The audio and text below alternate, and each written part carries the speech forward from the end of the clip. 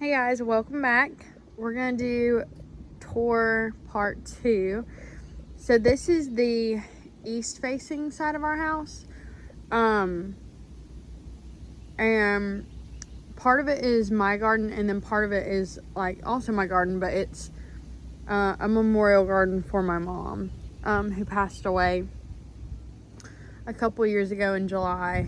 Me and her, it was our passion to garden, and so I have a few of her plants that I'll point out that I moved from her house. But yeah, so this first plant here, this is a purple Mexican petunia. It grows up a lot taller. It just came out from up under, like, it dies back every year.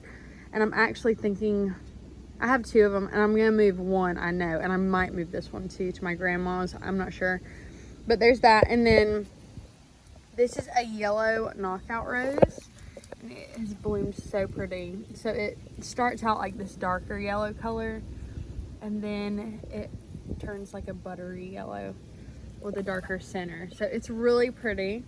All of this stripy green grassy texture, those are all agapanthus, so they'll bloom usually like June, July here.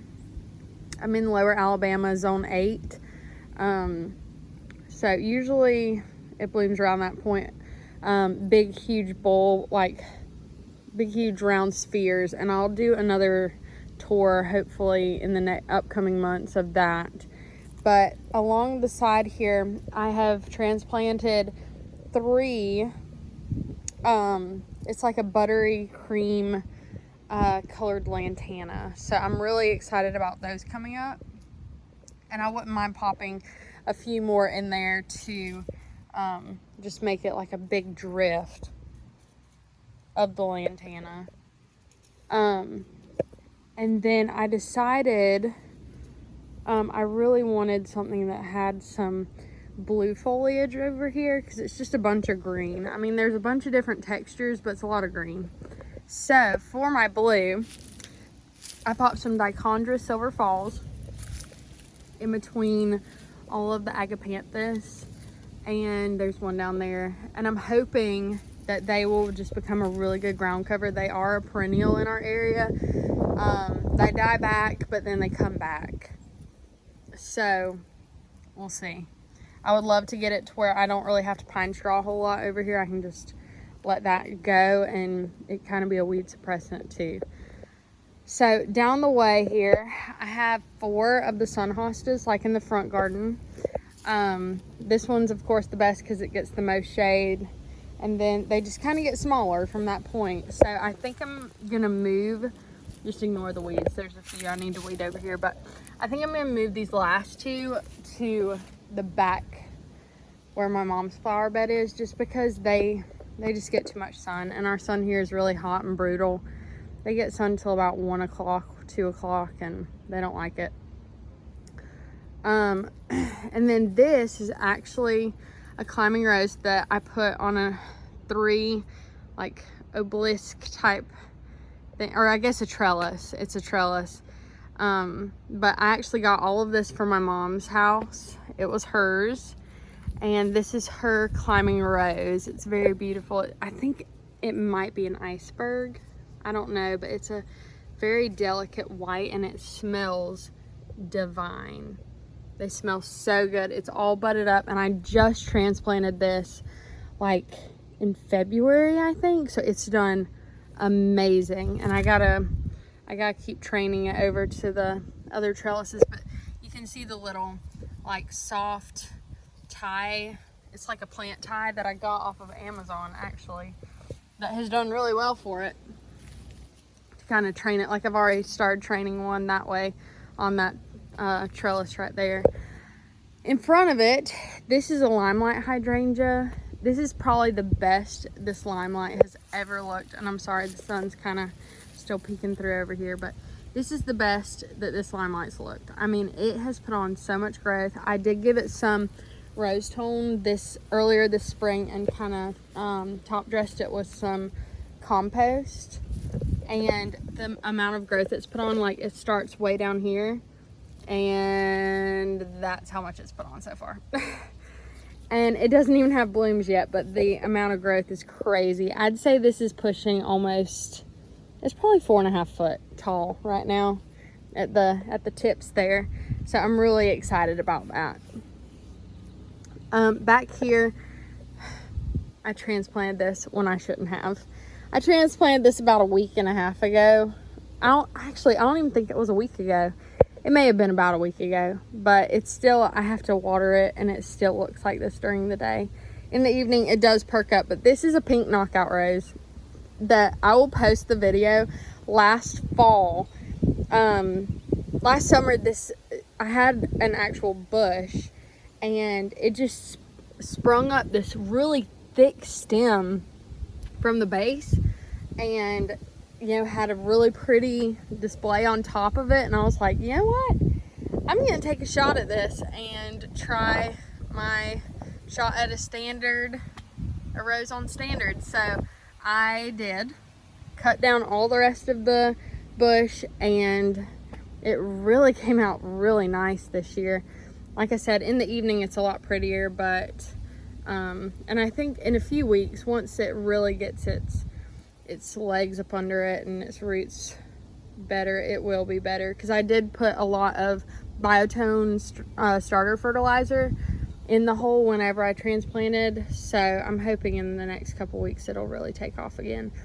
But the roses, I just love these because they look like almost like a peony bloom, and we can't really grow peonies here. We're too hot, and too mild of a winter, so I love that. In front here, and I think I'm gonna put something there. I don't know yet what it'll be, but it'll be something. In front here, we have some light pink Gara, and then there's a little one popping up right here. I'm just gonna let go. And I'm thinking, I don't know, I think something with some variegation here, maybe. Back there is the other Mexican petunia I think I'm gonna get rid of, take it to my grandma's. I just recently planted up this beautiful, what's it called? Hold on. A red dragon Japanese maple. I just planted this. This is the newest addition, and right here kind of starts my mom's garden. Like from the rose tree, after that on is more my mom's garden. That's her, my tribute to her here at my house. And she has a tree almost identical to this, if not the exact same. I wish she was here so I could ask her if it is, but at her house. And I saw this, and it was a steal, and I just knew I had to get it. And so I got it and added it here at my house so that I, can carry that on. And it reminds me of her. I also have a blue plumbago here, so I'm really excited to see the blue. I don't know, if you've never seen a blue plumbago, they're amazing. Because they're one of the only flowers, or the only plants that have true blue flowers. And that against this beautiful red, I'm so excited to see it this summer. I think it's gonna be beautiful. And this thing, it'll fill out so much that I'll have to kind of cut around it for the Gara. It's really pretty. I may even, who knows, add another one back there. We'll see. But anyway, so excited to see those two bloom together, or that bloom and that foliage together. Down here we have, this is a coneflower, the echinacea. It's like a orangey red, like sunset kind of color. I'm surprised it's came up as high as it has this year. The deer love it, so they eat it, unfortunately.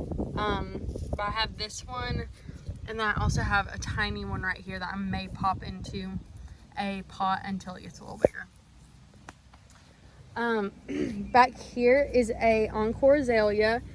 I can't remember the exact name. I think it's like Majesty something, but it's like a really pretty lightish pinkish, kind of like a violet color bloom, but a light violet. It's really pretty. In front here, I got this from my mom's garden. So this is a spider fern, and they're really nice. In the summer, they'll shoot out little spider babies, and you can see the ones that shot out from last year.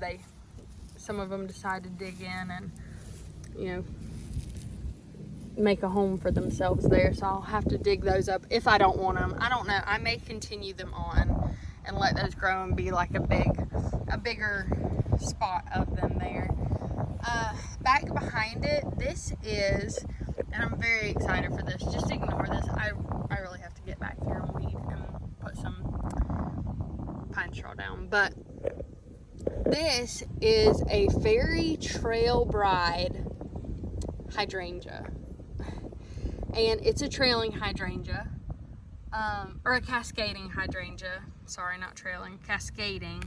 And I'm very excited about it because this is the most growth it's put on since I bought it. Like, it's got huge stalks just from the bottom, and I'm really, really excited about it. It's all budded up, ready to go.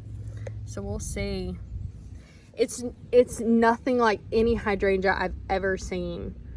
So I'm really excited. I think it's actually a proven winner. It's one of the newer ones. So I'll tell you my plans for right here. I want to bring up this spot. I want to get some of that sand that you get to do like side concrete things, and bring it up to the concrete here.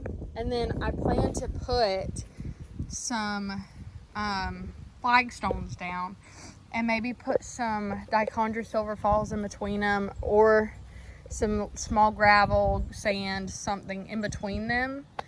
And then over here I have an Aztec grass that I'm going to transplant. And I also have a what is that?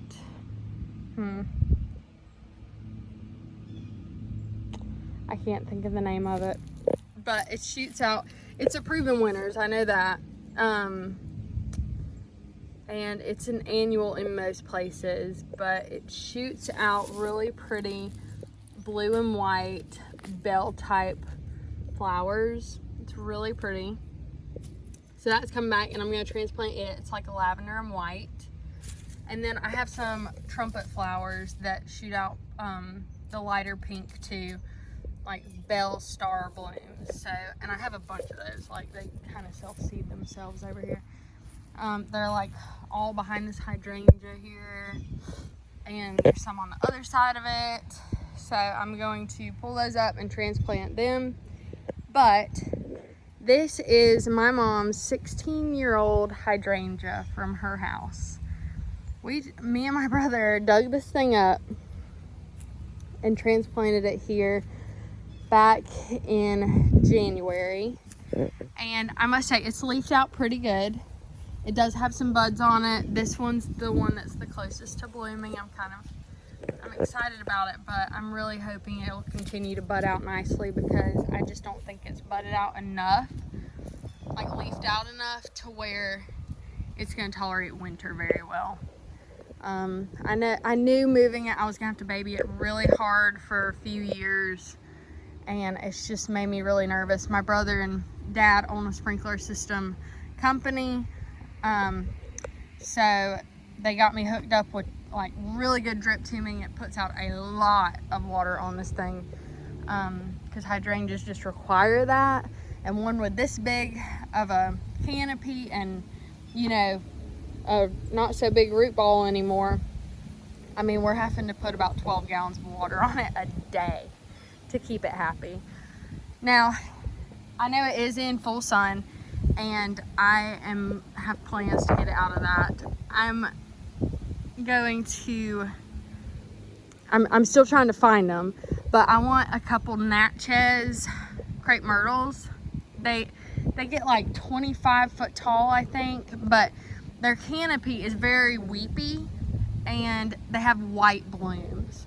So I'm really wanting those on each side of the hydrangea here.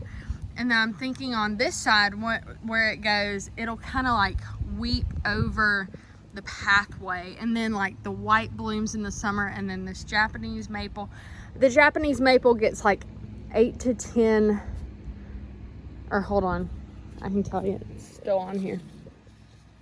Gets 5 to 6 foot, 5 foot tall, 6 foot wide. So that, and then like if a crepe myrtle's like draping over this pathway here with the white blooms, it's gonna be so pretty. I just have this really pretty vision of it. So anyway, I'm hoping it comes true. And then we have 4 Mexican heather. And I did this because at my mom's house, she has a circular planter, and she has Mexican heather circling the planter, and it comes out so beautifully, and the honeybees just love it. They're loaded, and last year these were loaded with honeybees, so I'm very excited for those to be coming back. In the middle, just kind of ignore it right now, it needs work at the moment, but that is a fountain. It kind of just flows down it. My dad and brother have to fix the base of it because it fills all the way up with water to flow over, and it gets really heavy, and the foundation it's on right now, it started kind of dipping in a little bit last year, just kind of sinking, and I'm scared it's gonna bow in and break and then break this, and we don't want that to happen. So we're gonna get a little more reinforcement up under it, clean it, and get it going. And then there will be rocks. There's big rocks that go around the bottom, and then some little river rocks as well. So hopefully on the next tour you'll see that next month. So these in front here are Shasta daisies, and they're just like, I'd say in the next couple days this one's gonna open. But they're all budded up, ready to bloom. So really excited about those. I transplanted these from my front garden last fall, and they've done really well. In the back of those here, this is a pink Gara, and it looks like it's about to take off with its blooms here. But there's 3 of them, and I don't know what I'm gonna do with them, because this is a north-facing garden, and my mom's is a south-facing garden at her house. So it's kind of been hard for me to like add things that she had in her garden that was full sun here in this garden that's, you know, hardly any sun, because my house shades most of it all day. So it's hard for me to plant things that she had in her garden that was full sun here. I'm just trying my best. But that was kind of an attempt to put the Gara back here. I don't think it'll stay back here, because this one's obviously loving it. Those two not so much. So and then right here we have a hydrangea. This is a big leaf macrophylla hydrangea, and it's all budded up, ready to go. So this, in the next few weeks, will probably take off really well. And I'm thinking by Mother's Day or so, it'll probably be in full bloom. As you can see, I'm starting to get a little anthracnose on that. So I will start spraying these to keep that from getting any worse.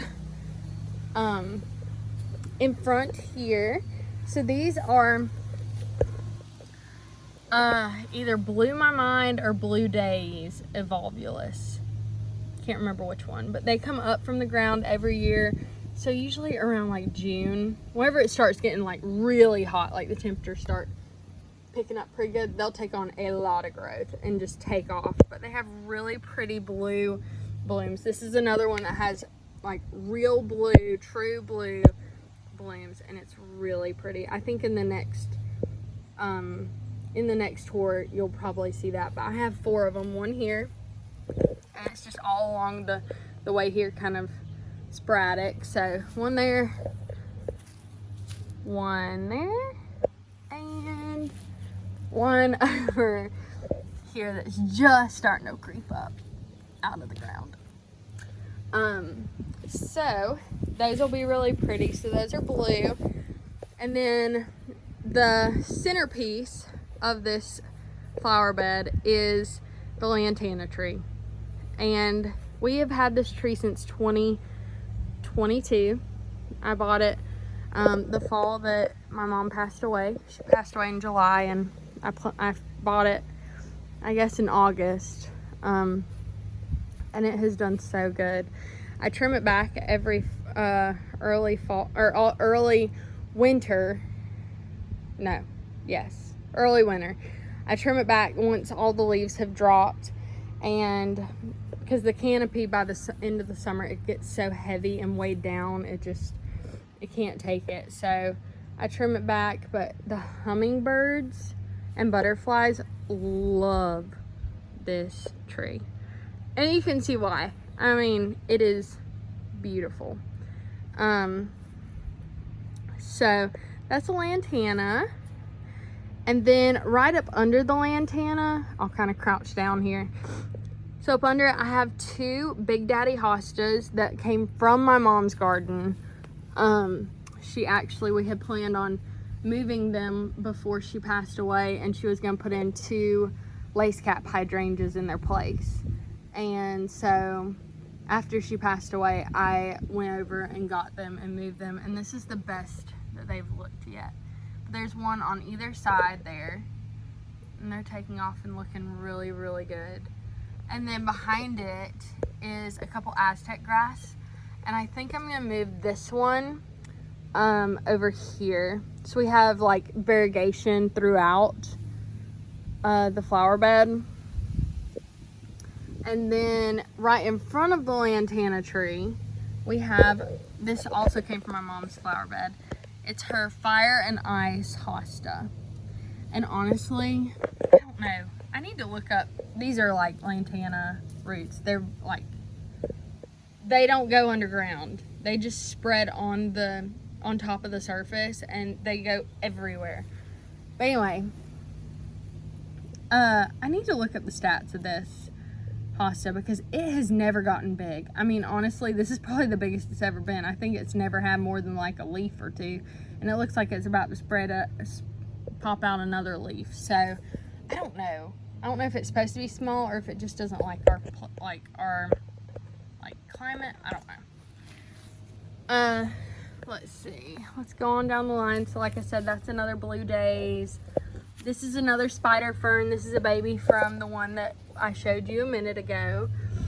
Just to give a little more variegation back here.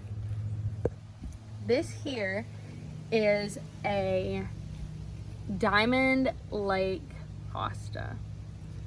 I planted this last fall. This was one of the only plants that I got last year for my mom's flower bed. And let me tell you, look how big that is. Like, it's huge. Now, one downside are that our deer and rabbits that we have in our woods behind us love them, unfortunately. As this one was popping up, there were teeth marks as the leaves were starting to pop up.